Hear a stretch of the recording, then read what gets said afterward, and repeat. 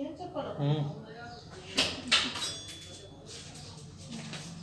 उमा शंकर, कक्षा 12 बायोलॉजी,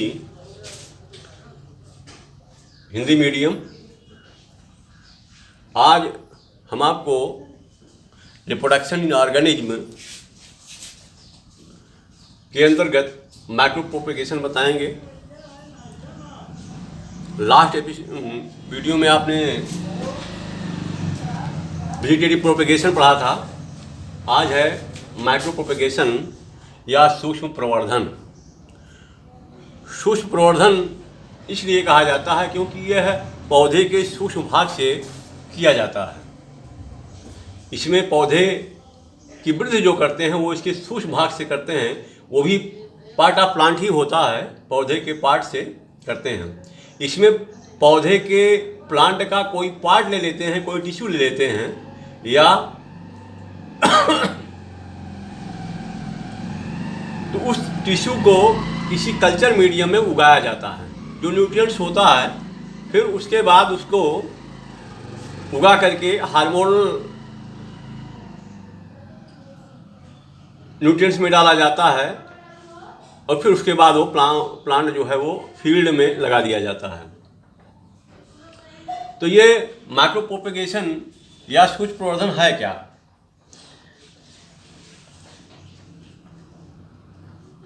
पौधे की कोशिका या पादप ऊतक या पौधे के किसी अन्य छोटे भाग से प्रयोगशाला में कृत्रिम पोषण माध्यम तथा नियंत्रित वातावरण जिसमें प्रकाश, ताप, आर्द्रता ये नियंत्रित वातावरण में आता है, में टेस्ट ट्यूब या कंटेनर में नए पौधों को विकसित करने की प्रक्रिया को माइक्रो प्रोपेगेशन कहते हैं। तो ये प्रक्रिया लैब में की जाती है। तो ये 4 पदों में पूर्ण की जाती है।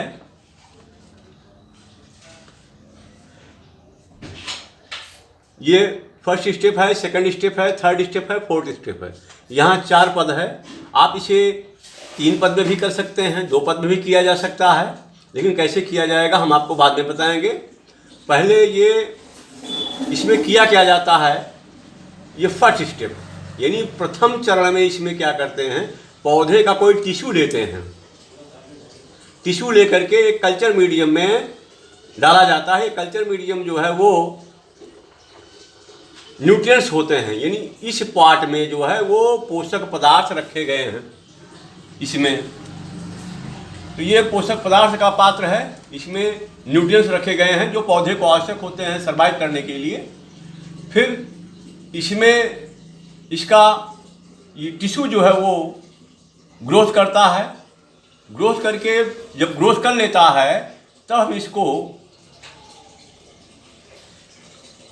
ये जो ग्रोथ कर लेता है, इसके बाद इसको हम डालते हैं हार्मोनल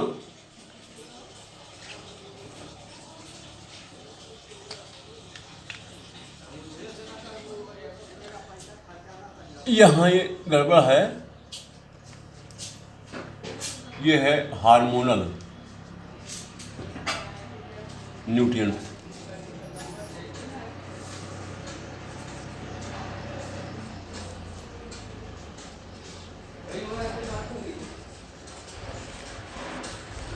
हार्मोनल न्यूट्रिएंट्स में डाला जाता है। हार्मोनल न्यूट्रिएंट्स में ये न्यूट्रिएंट्स में ही कैलस के रूप में आ जाता है। कैलस जो है एक बृहद समूह बन जाता है कोशिकाओं का। ये कोशिकाएं जो हैं समान प्रकार की होती हैं, इनमें सभी कोशिकाएं। इसके बाद इसको हार्मोनल में डाले जाते हैं। कैलस को वृद्धि करके जब इसमें जड़ें निकल आती हैं तो इसको यानी टेस्ट जब कैलस बन जाता है, कैलस को फिर अलग अलग सेपरेट करते हैं। सेपरेट करने के बाद फिर इनको टेस्ट ट्यूब में डालते हैं। टेस्ट ट्यूब में ये वृद्धि करता है, कुछ बड़ा हो जाता है प्लांट, क्योंकि इसमें भी न्यूट्रिएंट्स हैं। उसके बाद फिर जब ये बड़ा हो जाता है तो एक पॉट में लगा दिया जाता है या फील्ड में ले जाके लगा दिया जाता है। इस प्रकार से एक नया पौधा इसमें बन जाता है। दूसरे में स्टेप में इसमें जो first second third fourth step में है, जहाँ पॉट में लगा रहे हैं, इसको हम 3 स्टेप में भी कर सकते हैं। कैसे? अभी यहाँ टिश्यू लिया था आपने, ये टिश्यू को आपने इसमें कल्चर किया, कल्चर मीडियम, फिर हार्मोनल के बाद वो उसमें जड़ें निकल आई तो लगा दिए पात्र में। फिर इसमें से हम एक ब्रांच लेंगे, छोटी ब्रांच या बड़ी ब्रांच लेंगे, फिर इसको मीडियम में उगाएंगे। उगाने के बाद जो है इसके टेस्ट ट्यूब में हार्मोनल में डालेंगे। यहाँ हार्मोनल है, हार्मोनल न्यूट्रिएंट्स हैं, ये जड़ों को विकसित कर देता है। और जड़ें जब विकसित हो जाती हैं तो इसको ले जाकर के पात्र में हम पॉट में लगा देते हैं या गमले में। ये पॉटेड प्लांट है, यहाँ गमले युक्त पौधा है, अथवा फील्ड में ले जा करके, खेतों में ले जाके लगा देते हैं। तो ये 2 स्टेप में हो गया। अब तीसरा स्टेप जो है वो, इसमें भी ब्रांच लेते हैं, इसमें जड़ें भी निकल आती हैं, कुछ प्लांट बड़ा भी हो जाता है। तो इससे जो है हम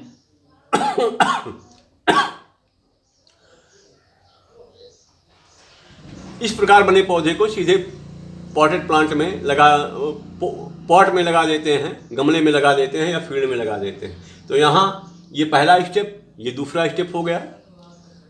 इसमें ये पहला स्टेप, ये दूसरा स्टेप, ये तीसरा स्टेप हो गया। यहाँ इसमें जहाँ टिश्यू लिए थे, इसका ऊतक लिए थे, ऊतक को कल्चर मीडियम, फिर हार्मोनल मीडियम, कल्चर मीडियम में कैलस से हार्मोनल मीडियम, हार्मोनल से जो है इसको डाला गया, लगा दिया गया पॉट में। तो ये 4 स्टेप में हो गया। तो इस प्रकार से ये माइक्रोप्रोपेगेशन होता है। माइक्रोप्रोपेगेशन से लाभ क्या होता है? एडवांटेज ऑफ माइक्रोप्रोपेगेशन, आप देख रहे हैं कि इसमें ऊतक से ये गुच्छे के रूप में तमाम पौधे तैयार किए गए न्यूट्रिएंट्स में, और उन पौधों को अलग अलग करके फिर उगाया गया, उगा करके फिर उसमें लगाया गया पॉट में। यानी कम समय में और थोड़ी जगह में अधिक से अधिक पौधे इसके बनाए जा सकते हैं। दूसरा, इस प्रकार से, इस विधि से जो पौधे बनते हैं वो विषाणु जनित नहीं होते हैं, वो डिसीजेज मुक्त होते हैं, यानी उनमें रोग नहीं लगता है। एक लिंगी जो पौधे होते हैं उनमें मादा पौधों को, चूंकि मादा से में ही फल लगते हैं, जैसे पपीता है, तो पपीता जो है वो नर में फल नहीं लगता है, मादा में लगता है। प्रत्येक पौधे में मादा में ही फल लगते हैं।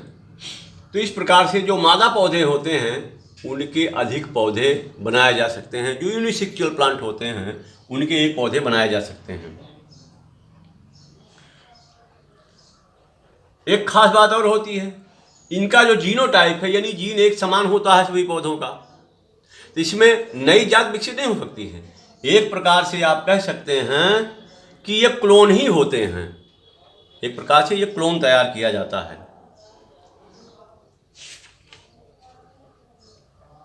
आगे है, अंग्रेजी में भी आप इसकी डिफिनीशन लिख सकते हैं, याद कर सकते हैं। The micropropagation refers to propagation of plant from small plant parts tissue grown aseptically in a container or test tube in a lab under controlled nutritional and environmental conditions like temperature, light and humidity. These are environmental conditions. इनमें ये उगाए जाते हैं, यानी पौधे के किसी सूक्ष्म भाग से किसी लैब में